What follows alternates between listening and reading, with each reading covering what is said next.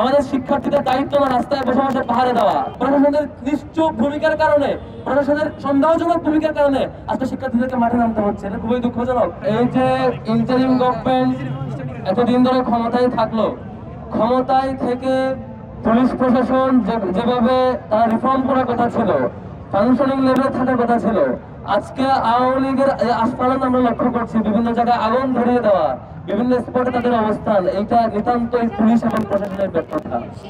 এটা আমাদের জনগণের দায়িত্ব না, আমাদের শিক্ষার্থীদের দায়িত্ব না রাস্তায় বসে বসে পাহাড়ে দেওয়া। এইটা যারা প্রশাসনের যেসব টিম আছেন, প্রশাসনের যেসব ফোর্স আছে, প্রত্যেকটা ফোর্সকে কাজে লাগানো ছিল আমাদের ইন্টারিম গভর্নমেন্টের মৌলিক দায়িত্ব। এবং ইন্টারিম গভর্নমেন্টের দায়িত্ব ছিল কোনো একটা জায়গায় যদি প্রশাসনের সেই লোকেরা ব্যর্থ হয়, তাহলে সেখান থেকে জবাবদিহিতার আওতায় নিয়ে আসা, তাদেরকে সহজ করা, প্রয়োজন চাকরিকে বরখাস্ত করা, প্রয়োজন নতুন করে এই ফোর্সগুলোতে নতুন করে লোক নিয়োগ করা।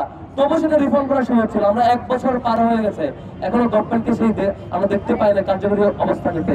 যে বেশিরভাগই আমাদের যে পুলিশ, যে প্রশাসন, যে অন্যান্য আইন শৃঙ্খলা বাহিনী আমাদের উপর সওয়ার হয়ে সেই ক্রসফায়ার হামলা আক্রমণ করেছিল, সেই বাহিনীর একটা বড় অংশ এখনো তো সেই বাহিনীতে রয়ে গেছে।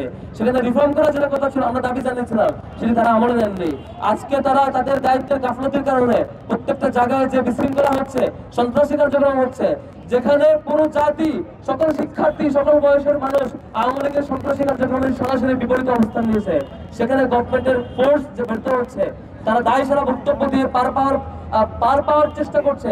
এক্সট্রিম মশার কয়েল প্ল্যান্ট ফাইবার দিয়ে তৈরি, ডেঙ্গু, চিকুনগুনিয়া বাহি সহ যে কোনো মশার বিরুদ্ধে দেয় এক্সট্রিম সুরক্ষা। আমরা ইন্টারিম গভর্নমেন্টকে অনুরোধ করব, বাংলাদেশের যেখানেই যে স্পটে এই ধরনের কোনো ধরনের কাজ ঘটবে, কোনো ধরনের অগ্নিসংযোগ করবে, ব্যর্থতা করবে, সেখানেই সেই প্রশাসনকে আইনের আওতায় নিয়ে আসুন, তাদেরকেই সেই ব্যর্থতার কারণে জবাবদিহিতার মুখোমুখি নিয়ে আসুন। আর নয়তো এটাকে রিফর্ম করা যাবে না, আর নয়তো এটাকে আমরা শৃঙ্খলায় আনতে পারবো না। আজকে শিক্ষার্থীরা আজকে এই হাসিনার রায় উপলক্ষে যেটা উৎসব হওয়ার কথা ছিল, যেখানে শিক্ষার্থীরা সবাই একসাথে আমেজপূর্ণ পরিবেশিত থাকার কথা ছিল, সেখানে প্রশাসনের ব্যর্থতার কারণে, প্রশাসনের নিশ্চুপ ভূমিকার কারণে, প্রশাসনের সন্দেহজনক ভূমিকার কারণে আজকে শিক্ষার্থীদেরকে মাঠে নামতে হচ্ছে। এটা খুবই দুঃখজনক।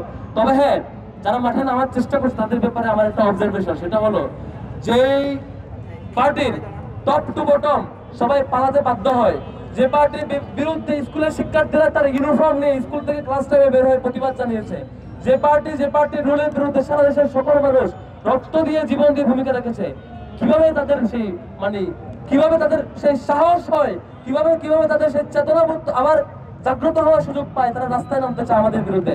আমরা বেঁচে থাকতে সেটা হইতে দিব না। আমরা সারা দেশের ডাকসু থেকে শুরু করে ডাকসু, চাকসু এবং সারা দেশের সকল ক্যাম্পাসের শিক্ষার্থীরা এই সন্ত্রাসী আওয়ামী লীগের বিরুদ্ধে আমাদের অবস্থান সবসময় থাকবে এবং একদম সেই সন্ত্রাসী বাহিনী নির্মূল হওয়া পর্যন্ত আমাদের অবস্থান জারি থাকবে।